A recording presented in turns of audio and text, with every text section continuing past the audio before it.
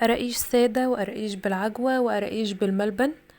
طريقة سهلة جدا وبسيطة، والحجم كمان مميز جدا معانا. اول مرة تشوفوا الشكل والحجم ده. بصوا، ده حجم القراقيش بتاعتنا، صغير جدا، يدوب واخد عقلتين كده ونص من الصباع، ومن تحت متحمرة وطعمها تحفة. يلا بينا ندوق كده. بسم الله. شايفين الجمال؟ شايفين من جوه شكلها عامل ازاي؟ بجد بجد روعة. يلا بينا نشوف الطريقة. عندي هنا 2 كيلو ونص من السمنة، سمنة بلدي، وحط عليها كمان قشطة من اللي بتطلع من اللبن بعد ما يتغلي. بلم القشطة كده وبجمعها عندي في التلاجة، بحطها في كيس تلاجة وبسيبها وقت الاستخدام بقدر اطلعها. وعندي هنا كمان 4 كيلو من الدقيق، ببدأ انخلهم. بصوا شكل السمنة كمان، خليني اوريها لكم. بدأت اهي تغلي، لازم تكون السمنة مغلية. انخل بقى كمية الدقيق بالشكل ده، وهنا ابدأ اضيف كمان على الدقيق بعد النخل بتاعه كيسين بيكنج باودر، واحط معلقة ريحة كحك ومعلقة كمان من المحلب، وهضيف 4 معالق سمسم كبار بالشكل ده. بحط المحلب بتاعي، وعندي هنا حوالي 4 معالق من السمسم. ضفت عليهم سمنة وهبدأ احمرهم كده على النار.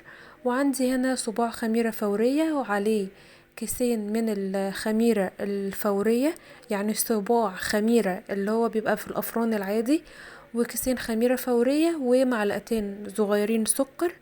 وهحط عليهم شوية مية دافيين واسيبهم يخمروا. عندي هنا بقى الدقيق بتاعي، بدأت اضيف عليه السمسم اللي حمرته شوية كده مع السمنة. وهنا السمنة بدأت تغلي خلاص، رفعتها من على النار. هبدأ انزل واحدة واحدة على الدقيق بتاعي.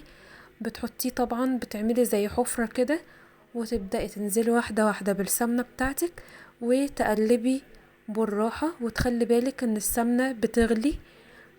يعني خلي بالك جدا، لا قدر الله الا يحصل اي حرقة او حاجة، وتبعدي عنك الاطفال. تبدأي تقلبي واحدة واحدة. بتشوفي لو درجة الحرارة كويسة، تبدأي تبسي القراقيش بالشكل ده. القراقيش لازم نبسها، هي مش بتتعجن، هي بتتبس بالشكل ده. تفضلي تبسيها شوية حلوين كده علشان تطلع معاكي واخدة قرمشة حلوة من جوه، ويكون طعمها حلو. طبعا مع السمنة اللي احنا ضفناها ومع القشطة كمان، بتديها طعم روعة. بتخليها بقى اللي هي حاجة دسمة كده ومخدومة بمعنى أصح. أبدأ أبس كده بالشكل ده. طبعا درجة الحرارة كويسة بالنسبة لي عشان أقدر أمسك العجينة بتاعتي وأبسها. هبدأ أضيف كمان كوبايتين لبن دافيين، مش مشكلة لو فيهم قشطة، ببدأ أضيفهم عادي. طالما بتحطي قشطة وتحطي سمنة وتحطي سمنة بلدي وتظبطي الدنيا، بتلاقي الحاجة بتاعتك طالعة يعني بتكون بسم الله ما شاء الله، الله أكبر، طعمها تحفة، لأنها بتكون مخدومة وفيها خير وبركة. بالشكل ده حطيت كمية اللبن اللي باقية، وابدأ أبس العجينة. عندي كمان 4 كوبايات مية دافية، ببدأ أضيفهم بالتدريج، وممكن يزيدوا شوية معايا وممكن يقلوا على حسب نوع الدقيق بتاعك. طبعا الحاجة اللي انت بتشتغليها لازم يكون الدقيق نوع واحد من مكان واحد، علشان تبقي عارفة. يعني مثلا ما يبقاش شركة اكس وشركة مثلا واي وبتشتغل 2 كيلو من ده و2 كيلو من ده، علشان بيكون وارد ان الدقيق ده يكون مش حلو، ويكون بينكر السمنة، وبيطلع الطعم يكون مختلف. لكن احنا عايزين الحاجة بتاعتنا ان شاء الله تكون كويسة. بصوا، انا قعدت شوية، يعني ماما قعدت شوية حلوين كده انها تبس العجينة علشان تطلع كويسة معاها. طبعا ما تقلقوش، ايدينا بتبقى نظيفة لان احنا شغالين في بيتنا وكل ده بينزل في بطننا. هنا بقى الخميرة بدأت تخمر، ابدأ اضيفها بالشكل ده واحدة واحدة. بصوا العجينة بدأت تلم معايا، مجرد ما ماما بتمسكها كده ما بين صوابعها، بتبدأ العجينة خلاص، يعني مفيش بواقي بتمسك في صوابع ماما خالص. العجينة بقت نضيفة او بقت خلاص بتلم كده بسهولة. بصوا، ما زالت برضو ماما عمالة بتبس العجينة كده. احنا خلصناها. بدأنا كمان نغطي العجينة علشان ما تنشفش معانا، ونجهز كمان عجوة كده في الطبق حاطين عليها سمنة. وبالمناسبة العجوة دي احنا فرمناها في البيت، كانت عجوة بلح عادي، وفرمناها في المفرمة اليدوي اللي هي بتاعت زمان كده. وبدأنا نعمل القراقيش بتاعتنا بالشكل ده. وفي كمان طبق حاطين فيه سمسم. السمسم ده كان ني علشان لما يدخل الفرن يبدأ يتحمر مع العجينة وياخد لون حلو. دي شكل القراقيش بتاعتنا. طبعا هي ماما كانت شغالة لسه لوحدها بتعمل احجام اكبر من بتاعتي شوية، انا بعمل احجام اصغر من كده، طبعا بترجع لكم انتوا. هنا بقى احنا خلاص كنا سوينا القراقيش. طبعا سويناها على درجة حرارة 180 في الرف الوسطاني. وبالمناسبة احنا سيبنا كمان العجينة تخمر لتاني يوم. لازم تسيبيها كام ساعة كده تخمر علشان تديكي تيست حلو. بصوا الشكل بقى عامل ازاي، بجد بجد روعة. جربوها مش هتندموا. ومستنية تقولولي رأيكم ايه في التعليقات. وما تنسوش كمان تشجعونا بلايك وتعملوا سبسكرايب للقناة.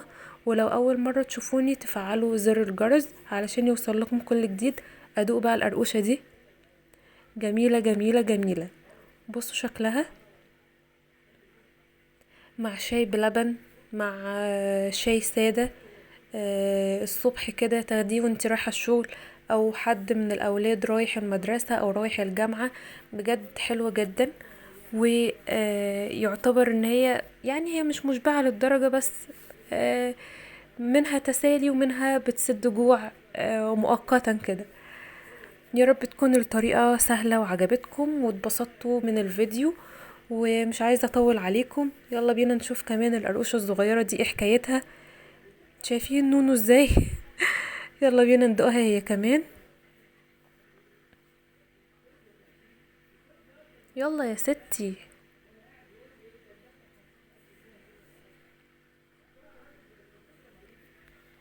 بصوا شكلها تحفة تحفة تحفة.